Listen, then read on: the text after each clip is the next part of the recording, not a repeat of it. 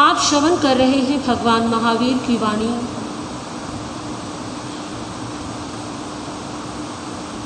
आगम वाचना प्रारंभ हो उससे पूर्व दो पंक्तियां सभी साथ मिलकर के मेरे साथ श्रद्धा और भक्ति के भावों से गुनगुनाएंगे।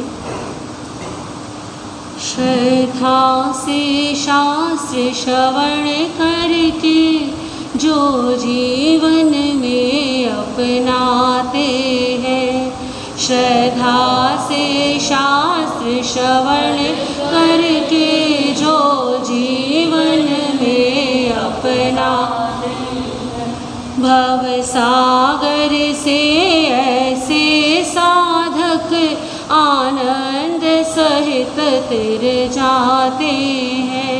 भव सागर से ऐसे साधक आनंद सहित तर जाते हैं। श्रद्धा से शास्त्र श्रवण करके जो जीवन में अपनाते हैं, श्रद्धा से शास्त्र श्रवण करके जो जीवन में अपनाते हैं।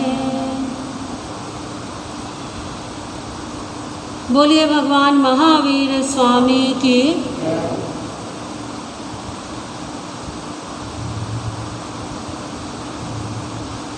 ग्यारह अंग में से छठे अंग श्री ज्ञाता धर्म कथांग सूत्र की चर्चा आपके समक्ष चल रही है। आर्य श्री सुधर्मा स्वामी अपने शिष्य मंडली के साथ में, अपने शिष्य समुदाय के साथ विचरण करते करते चंपा नगरी में पधारे। राजा कोणिक ने और अन्य श्रद्धालु जनमानस ने जिनवाणी का लाभ लिया। सब अपने अपने घरों को लौट गए।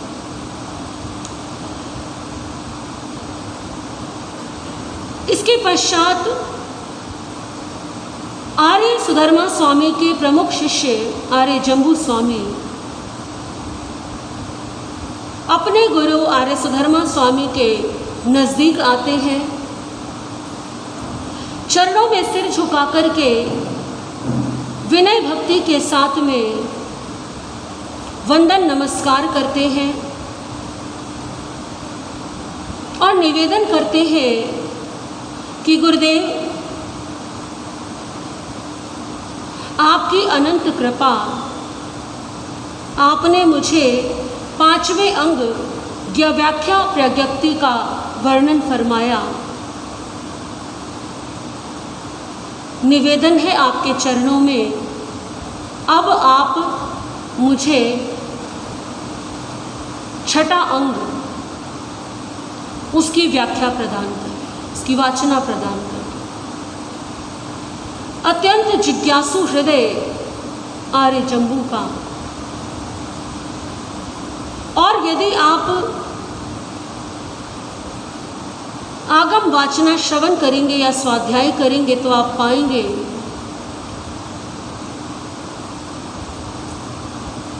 कि भगवान महावीर और गौतम स्वामी का संवाद, यानी गौतम स्वामी के प्रश्न और भगवान महावीर के उत्तर, गौतम स्वामी की जिज्ञासा और प्रभु महावीर का समाधान, और इसके साथ साथ आर्य जम्बू की जिज्ञासा और आर्य सुधर्मा स्वामी ने जो ज्ञान प्रदान किया,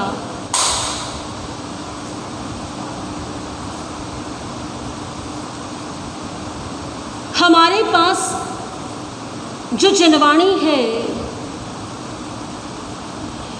इन दो महापुरुषों का हम पर अनंत अनंत उपकार है। देखिए,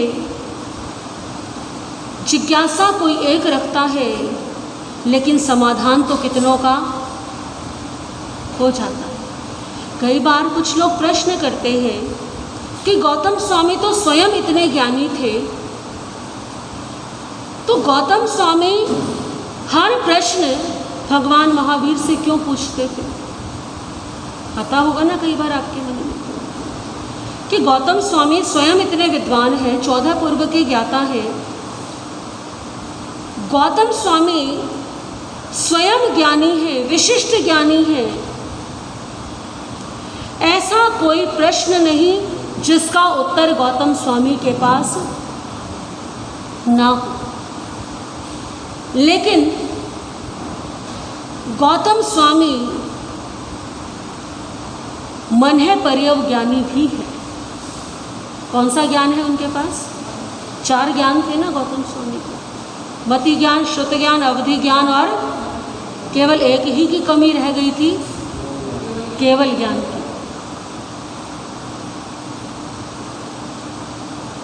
समो शरण लगा हुआ है। कल्पना कीजिए कि एक समो शरण लगा हुआ है।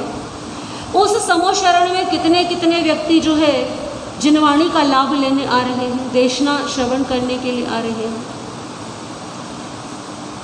क्या सभी की बुद्धि समान है? क्या सभी की श्रद्धा समान है? ये तो कोई समोशरण नहीं है, एक आम धर्म सभा है, एक साधारण सी धर्म सभा है। जितने भी आप यहाँ श्रद्धालु जन उपस्थित हैं, क्या आप में से कोई ऐसा है जिसके मन में कभी कोई प्रश्न नहीं आता, कभी कोई शंका नहीं आती? कोई ना कोई जिज्ञासा तो आती ही होगी ना। और आप में से कितने लोग ऐसे हैं जो प्रश्न कर लेते हैं? नहीं कर पाते। बहुत सारे कारण हैं। कई बार तो हम ये सोच करके रह जाते हैं, अरे कहीं ऐसा तो नहीं हमारा प्रश्न बड़ा मूर्खतापूर्ण प्रश्न हो, इतना इर्रिलेवेंट हो कि हम पूछें और सभा में हमारा उपहास बन जाए, मजाक बन जाए। कई बार आता है मन में, अरे मैंने ये प्रश्न पूछा तो बाकी लोग क्या कहेंगे, इतना भी नहीं मालूम।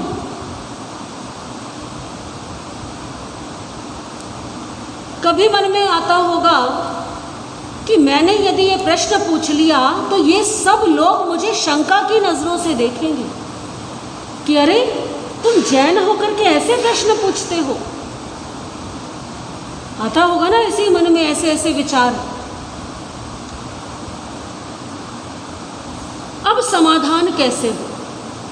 सभा के बीच में प्रश्न पूछने का हर व्यक्ति को साहस नहीं होता। सभा के बीच में तो प्रश्न पूछना भी नहीं चाहिए, शिष्टाचार के विपरीत है। लेकिन सभा पूर्ण हुई, उसके पश्चात गुरु जी महाराज या गुरुनी जी महाराज के सामने जाकर के प्रश्न करने का साहस कितने लोगों में है? नहीं हो पाता है। कोई कर भी ले, लेकिन हर कोई तो नहीं कर सकता ना। तो आप अनुमान लगाइए कि प्रभु महावीर के समय में भी समो शरण में जितने उपस्थित होते थे, क्या मालूम किसके मन में क्या प्रश्न चल रहा है। अब हर व्यक्ति तो भगवान महावीर से, आपके लिए इस साधारण सी सभा में प्रश्न करना कठिन है, तो आप कल्पना कीजिए कि समो शरण में स्वयं तीर्थंकर के समक्ष खड़े होकर के प्रश्न करने का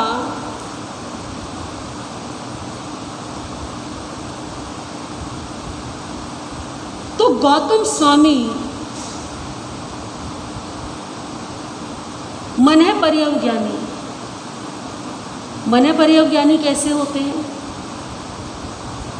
मन की पर्यायों को जो जान ले वो मन है पर्यवज्ञानी। मान लीजिए आप किसी मन है पर्यवज्ञानी के समक्ष खड़े हैं, तो क्या होगा? वो भी सुनेंगे जो आपके मन में चल रहा है।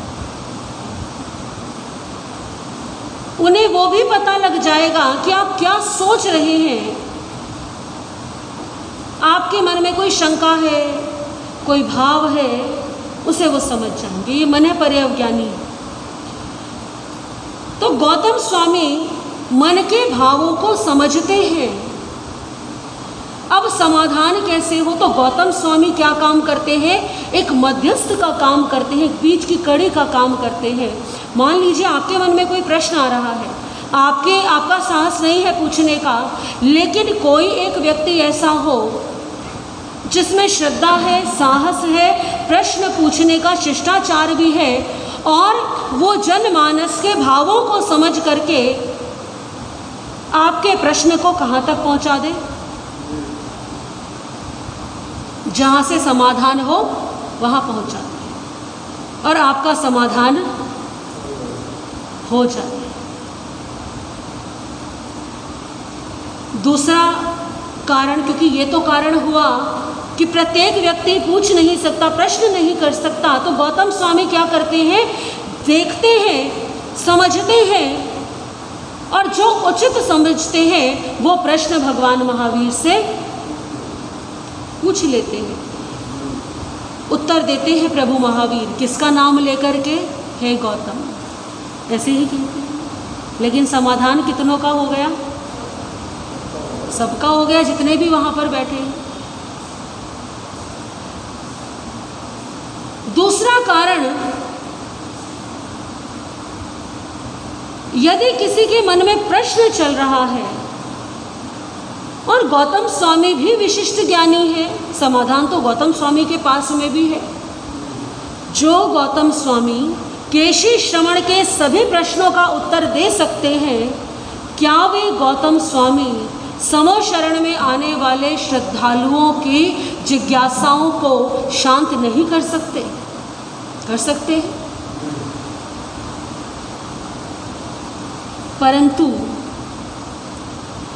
जब अपने से विशिष्ट ज्ञानी, अपने से गुरुजन समक्ष बैठे हो, ये विनय की बात है, ये शिष्टाचार की बात है।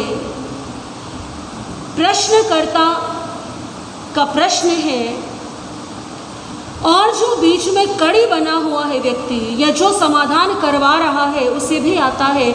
लेकिन गौतम स्वामी कहाँ पर हैं उस समय? समो शरण में। और समो शरण में गौतम स्वामी से भी ऊपर स्थान किनका है? तीर्थंकर प्रभु महावीर का। वो गुरु है, वो तीर्थंकर है, वो केवल ज्ञानी है, सभी दृष्टि से उनका स्थान ऊपर है। और जब गुरु समक्ष बैठे हो, ज्ञानी जन समक्ष बैठे हो, या अपने बड़े समक्ष बैठे हो, तो छोटों का उत्तर देना क्या नहीं है? ये बड़ों की अविनय करना है। यदि बड़े आज्ञा दें या कोई विषय ऐसा हो जिसमें बड़ों का संकेत छिपा हुआ है, मान लीजिए एक पिता पुत्र है और वो किसी व्यापारी के सामने बैठे हैं, तो बहुत बार ऐसी बातें होती हैं जिनमें पिता का मौन संकेत होता है अपने पुत्र को कि इसका उत्तर किसको देना है। एक व्यवस्था है, हर बात जो है वो बड़े नहीं कह सकते।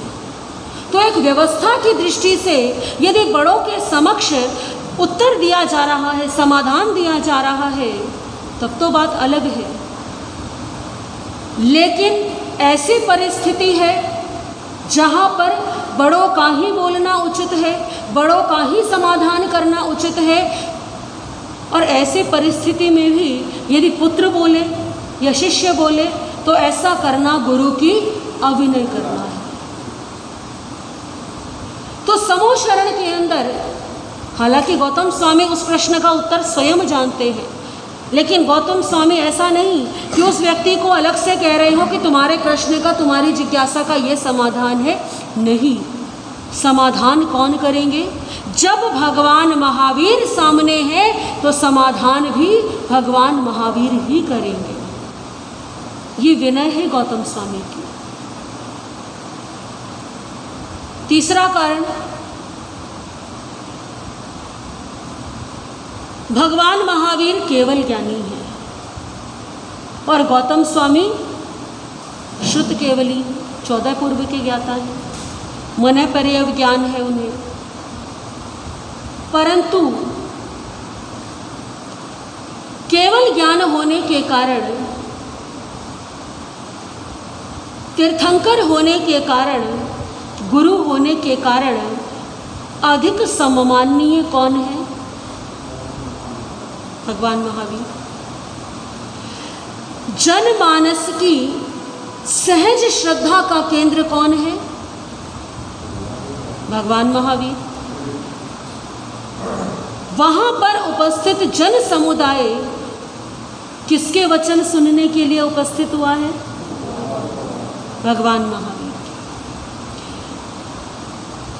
कोई स्टूडेंट क्लास का मॉनिटर हो, उदाहरण से समझ रहे हैं हम, कोई स्टूडेंट क्लास का मॉनिटर है और वो हमेशा फर्स्ट भी आता है। कभी टीचर उपस्थित नहीं है, स्टूडेंट्स ने आपस में कोई प्रश्न किया, जिज्ञासा रखी, उस मॉनिटर ने समाधान कर दिया, यहाँ तक बात। लेकिन टीचर भी उपस्थित है तो समाधान कौन करेगा? और जब तक टीचर समाधान नहीं करे, हो सकता है किसी स्टूडेंट के मन में शंका रह जाए। ऐसा होता है ना कई बार, कोई कितना भी ज्ञानी हो लेकिन आपने समाधान लिया, आपको लगता नहीं, हो सकता है कि कुछ क्या हो, क्योंकि तीर्थंकर प्रभु महावीर या केवल ज्ञानी जनमानस के हृदय में जिस स्थान पर विराजमान है, उनके द्वारा, उनके मुख से निकले गए वचन सहज रूप से स्वीकार्य हो जाते हैं। तीर्थंकरों का अतिशय होता है, वचन अतिशय, कि तीर्थंकर जो बात कहते हैं वो प्रत्येक व्यक्ति को समझ आ जाती है। तीर्थंकर के पास अतिशय है, परंतु सामान्य के पास में ये अतिशय नहीं। एक टीचर ने कहा कि इस प्रश्न का उत्तर ये है, तो बच्चे कैसे उसे एक्सेप्ट कर लेते हैं? बिना किसी तर्क के। ऐसा होता होगा ना कई बार आपके साथ भी, आपने समझाया नहीं, इसे दूसरे तरीके से भी हल कर सकते हैं इस सवाल को, बच्चे अड़ जाते हैं। बच्चे कहते हैं नहीं, हमारी टीचर ने ऐसे ही बताया है और जैसे हमारी टीचर ने बताया है हम तो एक सहज भाव होता है, ये एक सहज विश्वास होता है। गौतम स्वामी प्रभु महावीर के चरणों में साधना कर रहे हैं। गौतम स्वामी को अपने नाम की, अपने यश की कोई लालसा नहीं है। ऐसी कोई कामना नहीं है कि मैं लोगों को प्रभावित करूं, मैं लोगों को अपना भक्त बनाऊं। गौतम स्वामी की केवल एक ही भावना है, इस समो शरण में जो भी आए उसके मन में किसके प्रति श्रद्धा उत्पन्न हो? भगवान महावीर के प्रति श्रद्धा उत्पन्न हो। और यही कारण है कि हर प्रश्न का समाधान गौतम स्वामी किनसे करा लेते हैं? भगवान महावीर से करा लेते हैं। देखिए कितने सारे कारण हैं ना। इसी प्रकार से अत्यंत विनीत आर्य जम्बू स्वामी गुरु चरणों में जाकर के निवेदन करते हैं कि आपने मुझे 5वें अंग व्याख्या प्रज्ञप्ति की वाचना प्रदान की, लेकिन मेरी जिज्ञासा है, मेरे मन में भाव है कि आप मुझे उससे आगे की वाचना, यानी अब 6ठे अंग की वाचना आप मुझे प्रदान करें। आर्य सुधर्मा स्वामी जानते हैं वाचना के लिए जिज्ञासा व्यक्त किसने की है? केवल जम्बू स्वामी ने। लेकिन आर्य जम्बू के साथ जो शिष्य समुदाय है, जो भी वाचना लेने के लिए उपस्थित है, उन सब का ही स्वाध्याय होगा, उन सब को वाचना प्राप्त होगी। तो आर्य जम्बू स्वामी के निवेदन पर आर्य सुधर्मा स्वामी फरमाते हैं, भगवान महावीर ने फरमाया है।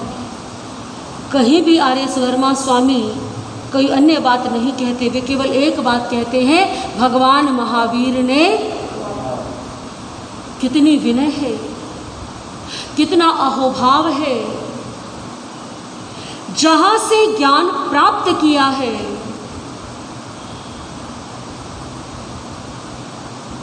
अक्सर ऐसा होता है, हम कहीं से कोई ज्ञान की बात सीखते हैं, हमने कहीं से कोई नई बात सीखी, कोई नया विषय सीखा, नया ज्ञान सीखा, हमने किसी दूसरे को बताया और दूसरे ने कहा, अरे ये तो बहुत ही बढ़िया बात है, तुमने ऐसा कहाँ से सीख लिया, तुम्हें कहाँ से पता लगा। अब कहीं ना कहीं से तो मालूम हुआ ही है। लेकिन अगर कोई व्यक्ति ये कहे कि नहीं सीखना क्या है, ये तो मुझे अपने आप ही आ गया, तो ऐसा करना ज्ञान की चोरी करना है। क्या है ये? जोर से बोलिए। ज्ञान की चोरी करना। ज्ञानावर्णीय कर्म का बंध होता है ऐसा करने से। किसी से सीखा है, आप भले ही ये कह दीजिए मैंने किसी से सीखा है, कोई विद्वान थे उनसे सीखा है, क्योंकि विद्वान तो वो है ही ना जिनको आपसे ज़्यादा ज्ञान है, वो तो स्वतः ही विद्वान है। और जिनसे आपने सीखा है वो आपसे बड़ा भी हो गया, एक तरह से वो आपका क्या हो गया? गुरु हो गया। भले ही किन्हीं कारणों से आप नाम का उल्लेख नहीं कर सकते। कई बार ऐसा होता है जिसने सिखाया है वो वचन ले लेते हैं कि हमारा नाम, लेकिन ये कहना कि ये मैंने कहीं से सीखा नहीं है, ये तो मुझे अपने आप ही आ गया, ऐसा नहीं। जहाँ से सीखा है, किसी पुस्तक से लिया है, तो कहने में कोई हर्ज नहीं कि मैंने कहाँ से सीखा, कहीं से सीखा। कई बार कुछ लोग कोई भजन सुनते हैं और बड़े प्रभावित हो जाते हैं उन पंक्तियों से और आकर के कहते हैं, गुरु महाराज ये भजन तो बड़ा सुंदर है, आपने बनाया है। सामने वाले व्यक्ति को नहीं मालूम कि किसने बनाया है। जिसने बनाया उसने बनाया। अब अगर मान लीजिए कोई ये कहे कि हाँ मैंने ही बनाया है, तो ये क्या हो गई? ज्ञान की। लेकिन ऐसा नहीं करना। हमें कहीं से मिला था या कहीं से हमने सुना, कहीं हमने पढ़ा, हमें अच्छा लगा तो हमने क्या किया? हमने वो शब्द ले लिए। इतनी सी ही तो बात है, इसमें क्या घट जाएगा? तो सुधर्मा स्वामी ये नहीं कहते कि ये मेरा ज्ञान है। ये किसका ज्ञान है? ये प्रभु महावीर ने ऐसा फरमाया है और जैसा फरमाया है वैसा ही मैं तुम्हें दे रहा हूं।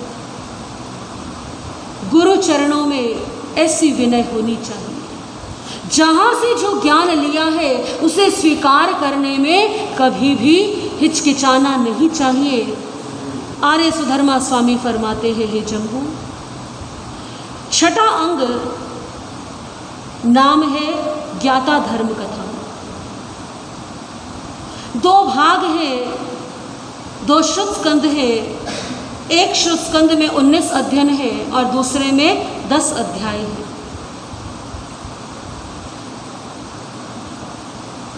हे गुरुदेव, प्रथम श्रुत स्कंद के प्रथम अध्याय में क्या वर्णन आया है आप फरमाइए। आप कृपा करके मुझे वो ज्ञान प्रदान कीजिए।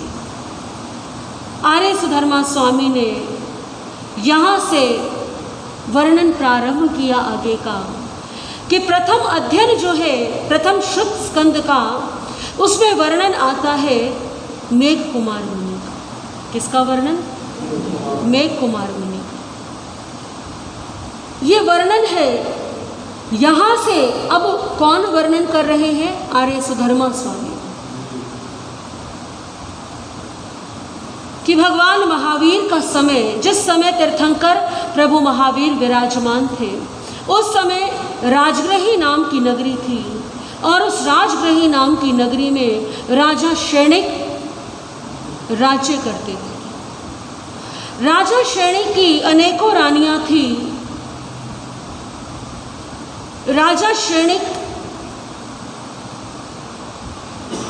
का एक महामंत्री और सबसे बड़ा पुत्र जिनका नाम था अभय कुमार,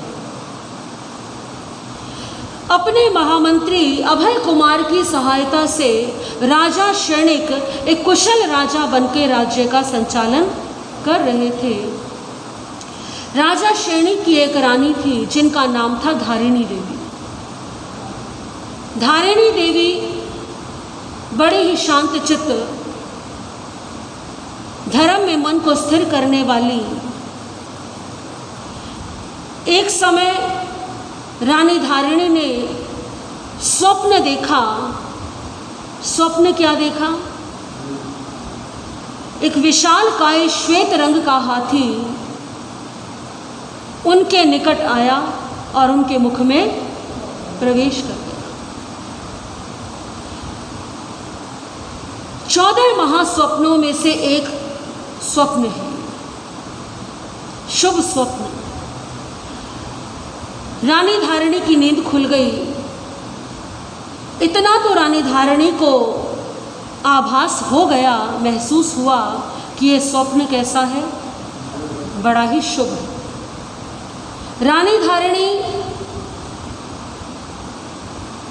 अपनी शैया से उतर करके राजा शैणिक के कक्ष में जाती हैं। जाकर के राजा को जगाया, राजा से प्रश्न किया। राजा ने भी, क्योंकि ऐसी बात नहीं है कि राजा को मालूम नहीं है, राजा को भी मालूम है। राजा शैणिक ने आश्वासन दिया कि स्वप्न तो बड़ा ही शुभ है, फल बड़ा ही उत्तम होगा। मेरे बुद्धि के अनुसार निकट भविष्य में आप एक बहुत ही गुणवान पुत्र की माता बनोगे। परंतु फिर भी मैं कल स्वप्न पाठकों को बुला करके आपके मन का समाधान कर दूंगा। देखिए बात वहीं आ गई। इतना ज्ञान तो राजा शैणिक को भी है, क्योंकि प्राचीन काल में जो कलाएं सिखाई जाती थी पुरुषों और स्त्रियों को 64 कलाएं, पुरुषों को 72 कलाएं, वो कलाएं जो है उन कलाओं में ये स्वप्न शास्त्र भी सिखाया जाता था। तो उस समय लोगों को ऐसा ज्ञान होता था।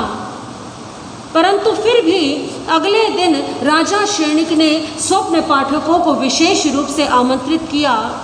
स्वप्न पाठकों ने उत्तर दिया कि आपके यहाँ पर एक ऐसा पुत्र जन्म लेगा जो बहुत गुणवान होगा, शांत चित्त होगा, और ऐसा पुत्र संसार में आपके यश और कीर्ति को बढ़ाने वाला होगा, बहुत बुद्धिमान होगा। ऐसे अनेकों प्रकार से मंगल वचन उन स्वप्न शास्त्रियों ने कहे। राजा ने बहुत सारा धन और आभूषण इत्यादि देकर के उनको भेज दिया।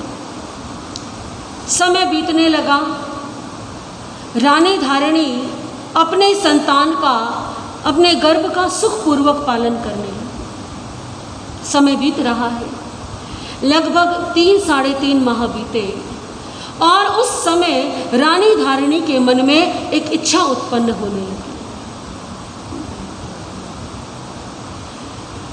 रानी धारिणी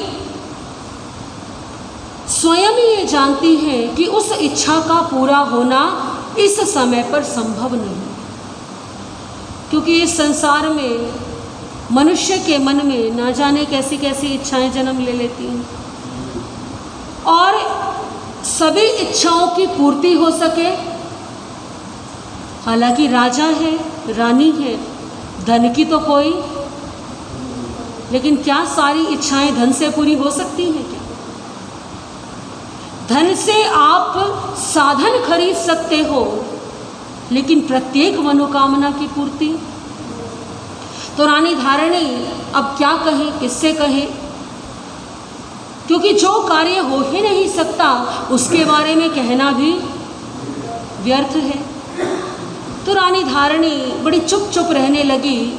राजा ने ध्यान दिया, बार बार पूछा रानी धारणी से, तो रानी धारणी ने बताया कि महाराज, मेरे मन में ऐसा भाव आ रहा है, और वो भाव ऐसा है कि जो इस समय पूरा नहीं हो सकता। राजा शैनिक को बड़ा आश्चर्य हुआ। रानी, क्या आपको शंका है कि मेरे पास पर्याप्त धन नहीं है कि जो मैं आपकी इच्छा को पूरा कर सकूं? क्या मेरे पास इतना सामर्थ्य नहीं? क्या मैं इतना वैभवशाली नहीं? इस संसार में ऐसी कौन सी वस्तु है जिसे मैं ला करके आपको नहीं दे सकता? ऐसे ही भाव आते हैं ना मन के। जब किसी के पास बहुत पैसा हो, बहुत धन हो, तो उसे लगता है कि मैं अपने परिवार की हर इच्छा की पूर्ति कर सकता हूँ। लेकिन रानी धारणी की इच्छा धन से संबंधित नहीं है। प्रत्येक व्यक्ति की प्रसन्नता का कारण अलग अलग होता है।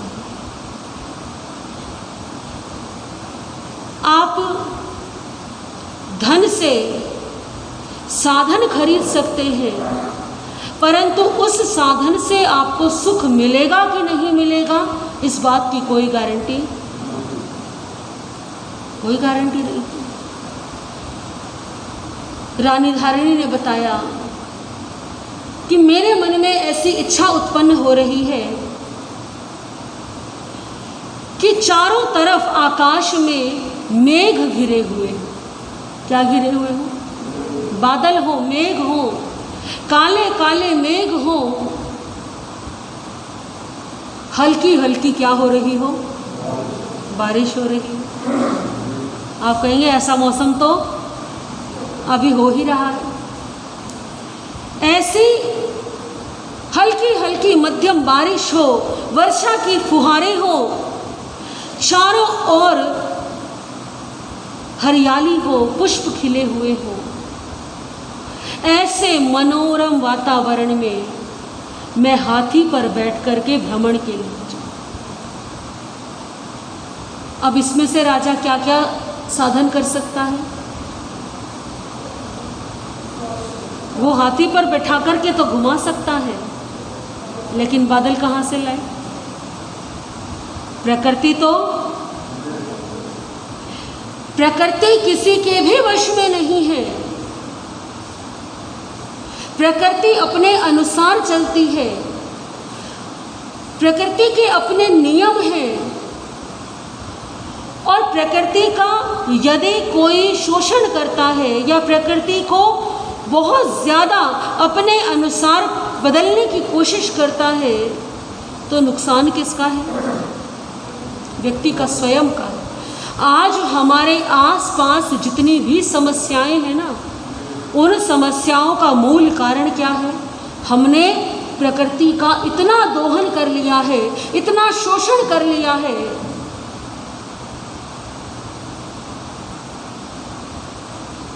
जब वर्षा होनी चाहिए तब क्या होती है,